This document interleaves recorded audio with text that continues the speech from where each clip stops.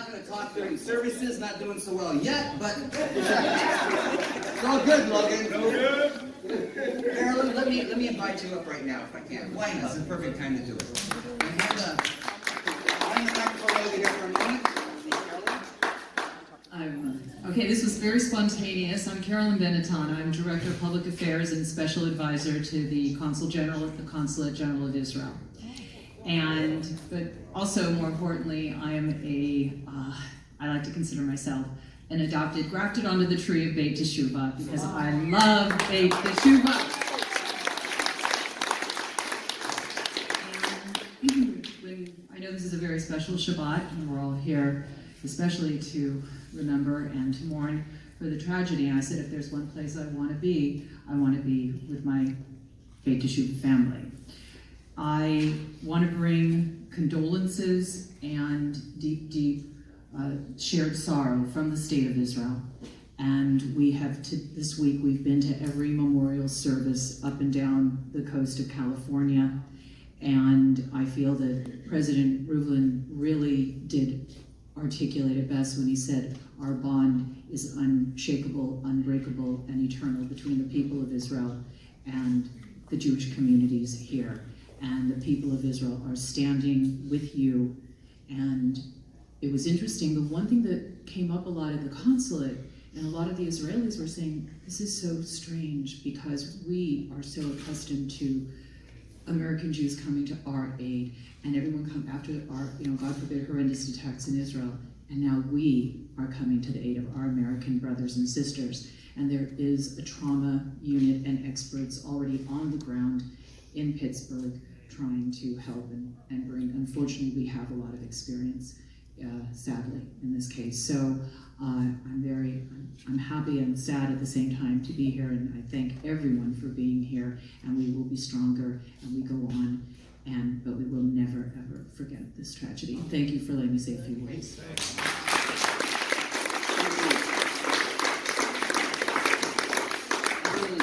It's our honor to have you here, Carolyn. And our Saturday morning services are mostly residents, not all residents, mostly. We have lots of community members here. And I won't speak for the house, but I certainly say for myself as a rabbi, I stand with Israel. And I think it's important for me to say that to you. And I certainly want us to make sure that we know what's happening over there and keep you in our prayers as well. I mean, it's strange when terror comes to America. And so when anti-Semitism comes to America.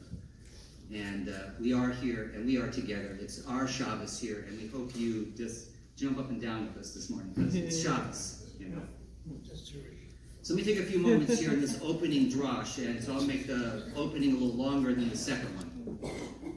So in the 12 and 12, in the table of contents, in Tradition 12, as one of the subheadings, it says, anonymity is real humility, as a topic. And then in the 12 and 12 contents in step 7, it asks the question, what is humility? And I want to take a few moments and talk about humility this morning. And I think it's an important concept for all of us in recovery to understand this whole issue of humility. It comes up actually because of my reading in Rabbi Nachman. I'll come back to this in a minute. So it says the 7th step of Alcoholics Anonymous urges us to embrace pursuit of humility as a fundamental aspect of staying sober. Humility is equally vital on the path towards a useful, happy life. Yet AA and NA meeting participants often struggle to define humility. The modern world tends to associate humility with weakness, or at the least, an almost passive mode of existence. But is humility the way of weakness? So it's interesting in Rabbi Nachman says, in talking about Sarah, right, who is the name in Hayei Torah on the Torah portion this morning, says that there are 4 levels of humility. There are 4 levels of humility. 1 is to be more humble than those who are greater than you. It's a level. To be more humble than your equals. to be more humble than those who are lesser than you. And if you are the most humble person, to become even more humble. To become more humble than yourself. Rabbi Nachman says, the essence of life, especially in Olam Haba, in the world to come, is humility. Now, a lot of us in this room and our addictions know about humility, because it was always me, right? Humility. So in the opening paragraphs of the chapter devoted to step 7 in the 12 and 12, Bill Wilson emphatically states, the attainment of greater humility is the foundation principle of each of AA's 12 steps. The legendary alcoholic goes on to claim that without some degree of humility, no alcoholic can stay sober at all. So even if humility is for lame ducks, if I don't have it, I'm not going to be sober very long. Same goes for any alcoholic or drug addict reading this humble article. Another problem with today's concept of humility lies in its association with punishment. How many times have we heard how a situation involved a dose of humble pie? Punishment, however, is not synonymous with this misunderstood virtue. We can chalk up this misguided notion to the advent of American exceptionalism, perhaps. The time the Big Book of AA was published in 1935, and later when the 12 and 12 was published in 52, the quality of humility referred to as a reasonable perspective of oneself. Sounds like Rabbi Mark's being in right measure. The quality of humility referred to as a reasonable perspective of oneself. That's how it was defined. Bill Wilson expanded this definition when he wrote that humility was the clear recognition of what and who we really are, followed by a sincere attempt to be what we can be. So humility is not, according to AA, is not trying to be more than we are, and it's not trying to be less than we are. It's trying to be who we really are. Again, Rabbi Mark's right measure. According to several dictionaries, the definition of a person displaying humility is one who acts stable, steady, calm, patient, open-minded, non-judgmental, temperate, and realistic. Certainly no one can reasonably argue with this long litany of desirable traits. All of these demonstrations of humility can possess great merit. Yet none of these descriptions of a humble person mention the essential ingredient or the essence of all humility that Bill Wilson carefully points out is the desire to seek and do God's will. Again, really seeing who I am. I turned to C.S. Lewis. C.S. Lewis actually was one of my favorite authors. I mean, if you've ever read, these are science fiction fans, his trilogy, Paralandra, meaning of them, Out of the Silent Planet, some of you know those. C.S. Lewis said, is attributed to saying, humility is not thinking less of yourself, but thinking of yourself less. Problem is he didn't write that, interestingly enough. And I was surprised who actually wrote that. I've heard that in meetings. Who actually wrote that was Rick Warren. Rick Warren, some of you may know his name. He wrote a book called A Purpose-Driven Life. And he was the founder of this huge mega church down in Irvine, Saddleback Church. He said that. What's interesting is what C.S. Lewis actually said is more interesting. C.S. Lewis said this: do not imagine that if you meet a really humble man, he will be what most people call humble nowadays. He will not be a sort of greasy, smarmy person who is always telling you that, of course, he's nobody. Probably all you will think about him is that he seemed a cheerful, intelligent chap who took a real interest in what you said to him. If you do dislike him, it will be because you feel a little envious of anyone who seems to be enjoying life so easily. He will not be thinking about humility. He will not be thinking about himself at all. He's thinking about you. The humble guy is actually paying attention to you, not to himself. And our addiction is selfishness to the max. If anyone would like to acquire humility, I think I can tell him the first step. The first step is to realize that you're proud. And a big step, too, is that at least you can be proud and be humble, too. If you think you're not conceited, you're actually very conceited. So, C.S. Lewis's words are really important. For Lewis, being truly humble will not be thinking about humility. It's not thinking about yourself at all. Being of service is about thinking for the other person. Right? When we get into ourselves and get to our heads, what do we learn in AA? Get out of ourselves and be of service. Do something for somebody else. When we're sitting listening to somebody, actually listen to them. Don't be thinking about what you're going to tell them. Right? For Shelby, right? Active listening. Right? The only way to begin to grasp this is by admitting first to yourself that you think of yourself more highly than you ought to. And if you think you're not conceited, you are very conceited indeed. So let's take this concept of humility to the service and really say, if I'm not participating, it's because I'm being selfish. Because I'm choosing not to give something to the community to help make the experience even more exciting. Right? I'm not here for me to do this. I'm here for you to do this. Does that make sense what I'm saying, Aaron?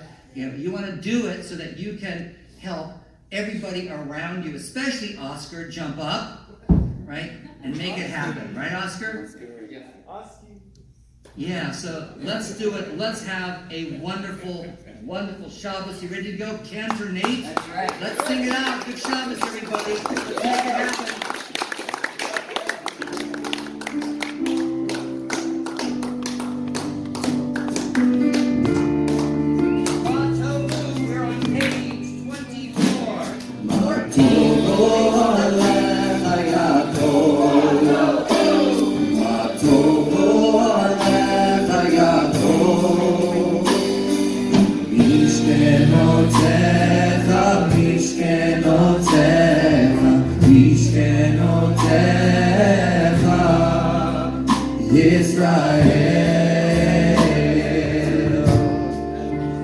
Oh, how lovely are your tents, O Jacob, your dwellings, Israel. Your abundant kindness lets me know that all will soon be well.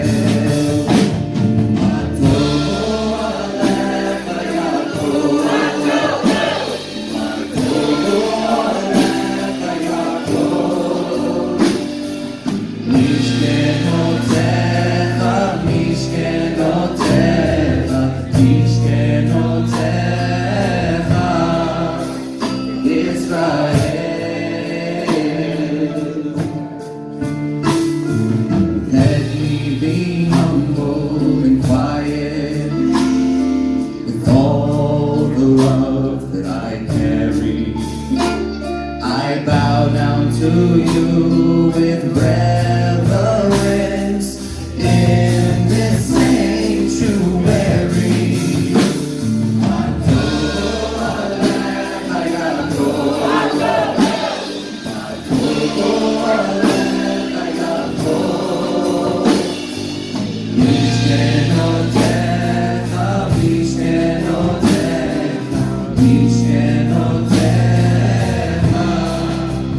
Israel.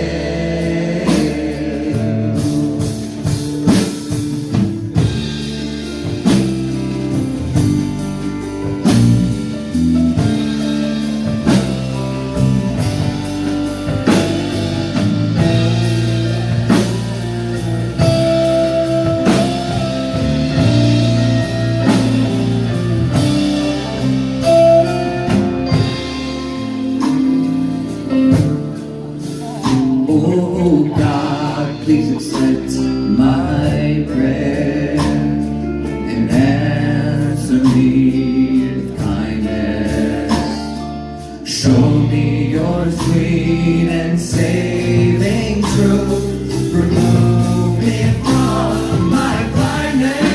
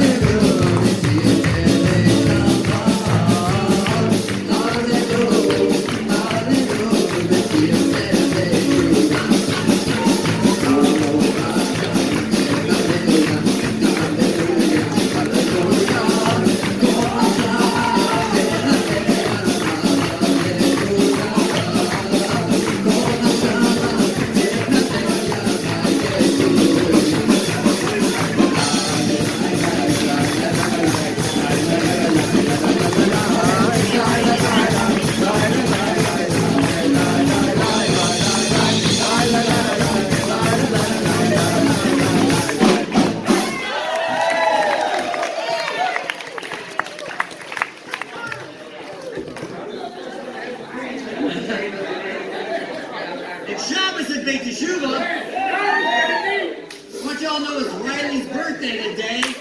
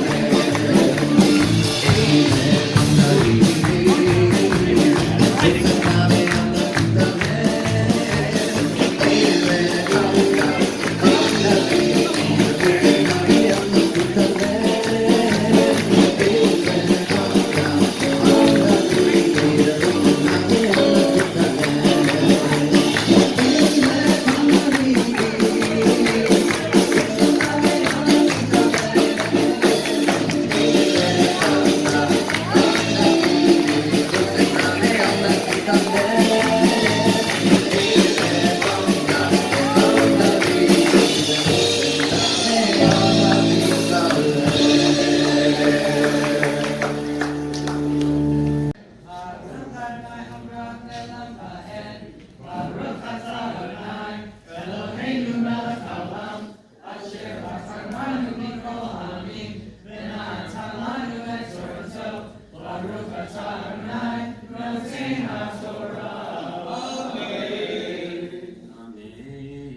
Vayanu v'nechet et Avraham lemor lo shma'enu Adoni Nasi Elohim ata betochenu b'mivchar kvarenu kevor et techa ish mimenu et kivro lo yichleg mimcha mikvor metecha vayakom Avraham vayishtachu la'am haaretz lifnei chet v'daber itam lemor im yeshet nafshechem likvor et meitim milfanai Shma'uni Uli Befron Ben Tzochar. The Hittites answered Abraham, "Hear us, my lord, you are a mighty prince among us. Bury your dead in the choicest of our sepulchres. None of us will withhold from you his sepulchre or hinder you from burying your dead." Avram rose and bowed to the Hittites, the people of the land, and he said to them, "If you are willing that I should bury my dead out of my sight, hear me and entreat for me Ephron, the son of Zohar."